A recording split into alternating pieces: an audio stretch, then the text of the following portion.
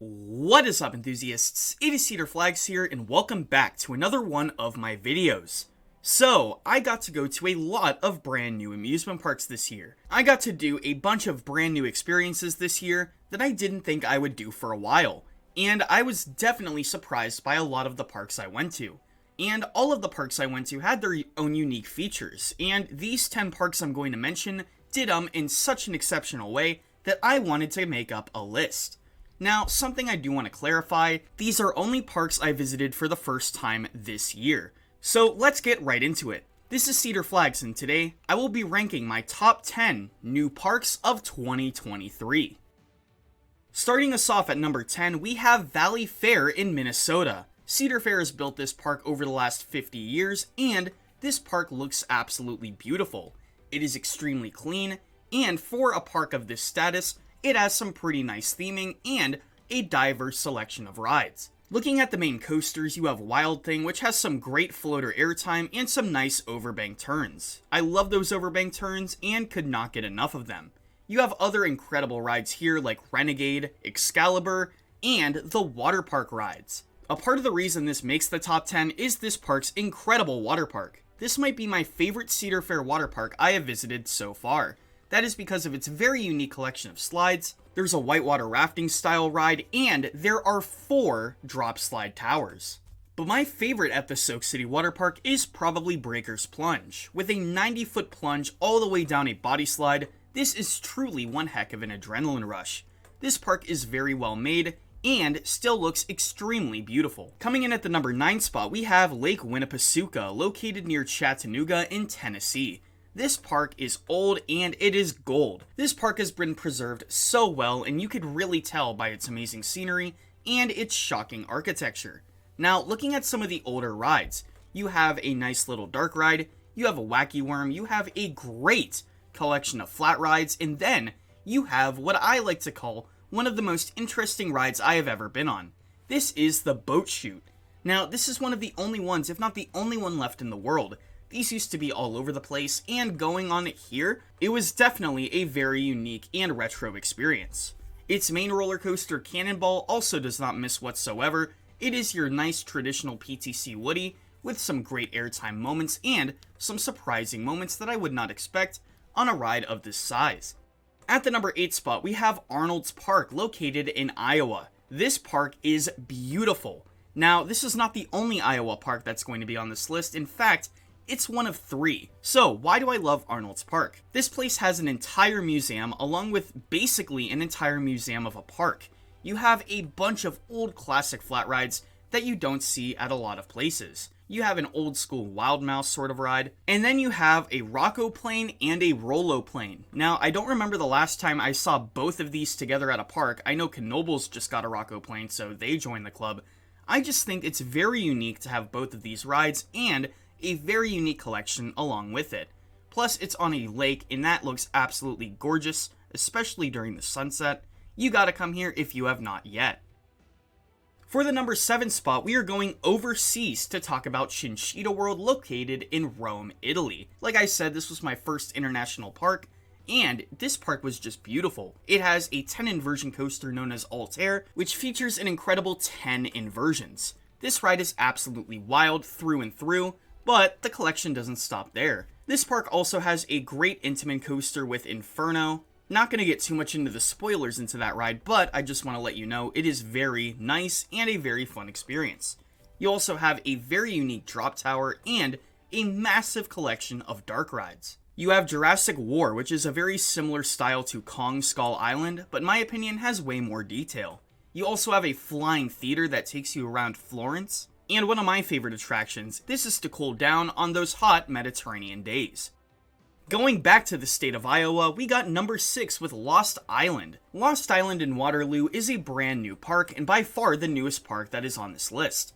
Now when I mean new, I mean it was built just a couple of years ago, and it is still very new in its appearance, but every ride here definitely popped off. But man, this park has one heck of a personality. When you walk into Lost Island, you feel like you are in Lost Island. You have many flat rides like Amara Aviators, one of my favorite flat rides of all time, Skyborne, a drop tower, and then a million other supporting flat rides including a Zamperla Disco, an iconic Ferris wheel, and a nice dark ride called Volcano. But the ride at this park that really blew me away was, of course, Matsugani. This was originally located in Sweden, but now is located in America, and man, this ride delivers some crazy forces in such a small layout. You have that fast launch, that crazy sharp top hat, and then the rest of the ride has some crazy out of your seat pacing with some slow hang time mixed in there. For our top 5, we are going to start off at Worlds of Fun, located in Kansas City, Missouri. Worlds of Fun was probably my biggest surprise when it comes to parks alone. Worlds of Fun has some of the most incredible theming when it comes to a Cedar Fair park. Every single area is a new continent around the world. You can go to Asia, North America, you can go to Europe, and you can even go to Africa, which might arguably have the best coaster collection in the park. But when it comes to the rides, this park does not fail either. You have the massive Mamba, which is the Morgan Hyper here. Easily my favorite of the Cedar Fair Morgan Hypers. If you sit in the back row, this airtime is going to be crazy throughout the entire ride. From the first drop to that airtime filled camelback to the finale, which has ejector moment after ejector moment after floater moment after floater ejector moment. This park also has Prowler, which ended up being my favorite ride at the park. This GCI completely throws you all around when it comes to its layout. And when it comes to its night rides, it is pitch black out there, and it added to the thrill of the ride. For our number 4 spot, we go back to Minnesota to talk about the Mall of America's Nickelodeon universe. Yes, this is located within the Mall of America, and this park gets bonus points for one thing and one thing only. Its crazy unique flat ride collection. First off, you have Brain Surge, which is this incredible Chance Rides Unicoaster flat ride, and it lets you control the ride altogether. You can stay upside down, rock back and forth, or even flip upside down a million times. You also have a massive ropes course here. You have a unique swing ride where there is a backward seat, an indoor log flume known as Log Chute, which could be one of my favorite log flumes ever, and of course, Shell Shock, a Gerstlauer sky roller.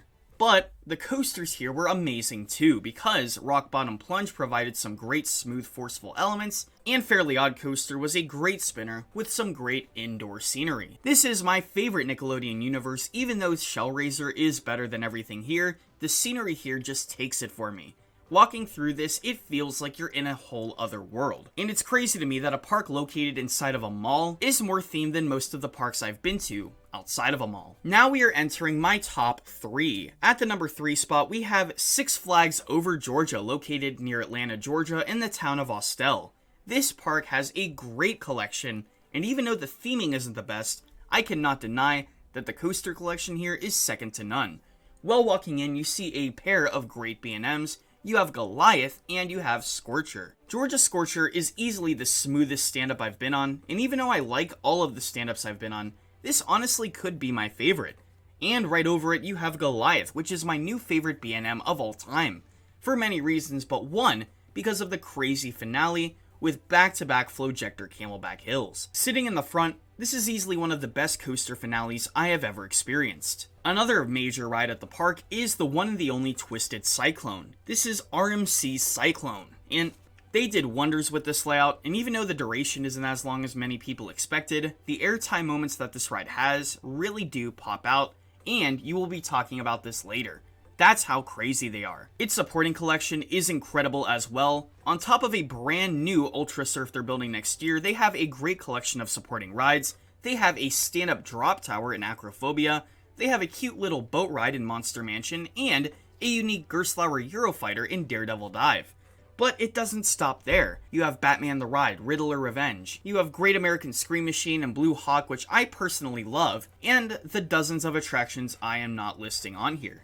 This park, even though I didn't have as much time as I wanted, I got to do a lot.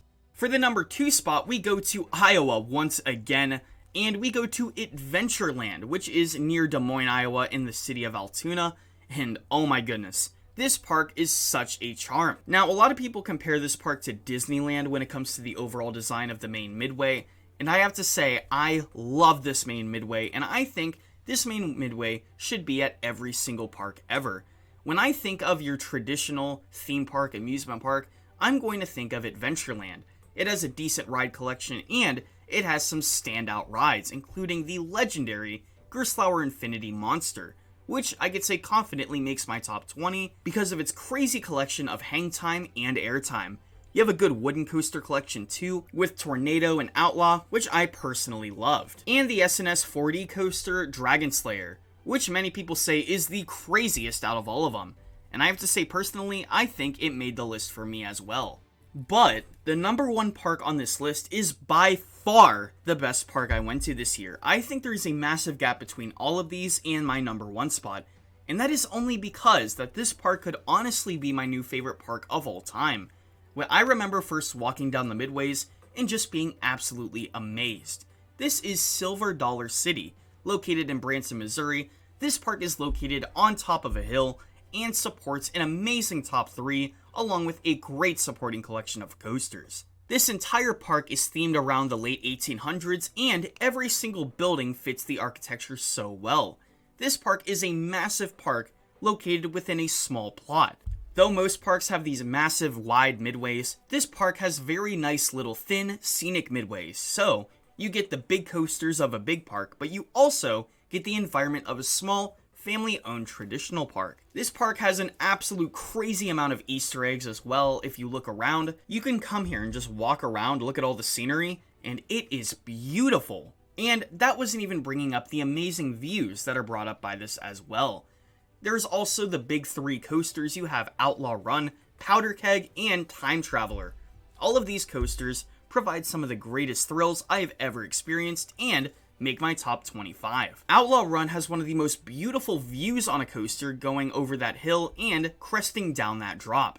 The rest of the layout has some crazy ejector airtime with some great head choppers in the trees. Powder Keg was the underdog of this park. This ride has some great flow ejector and one of the best views I have ever seen. And my favorite at the park, Time Traveler. This is Time Traveler. What do you really expect? Once again, this park absolutely blew me away, and I cannot wait to get back here because even with my full day here, I missed some secret attractions that I wish I could have experienced. And when people ask about my favorite park, I may just as much say Silver Dollar City as I have in the past said about Universal and Cedar Point.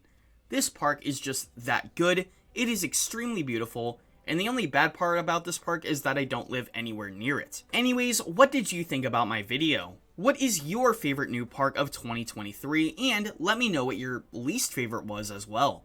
Anyways, let me know about all that, like and subscribe, and until next time, this is Cedar Flags, and I'll see you all later.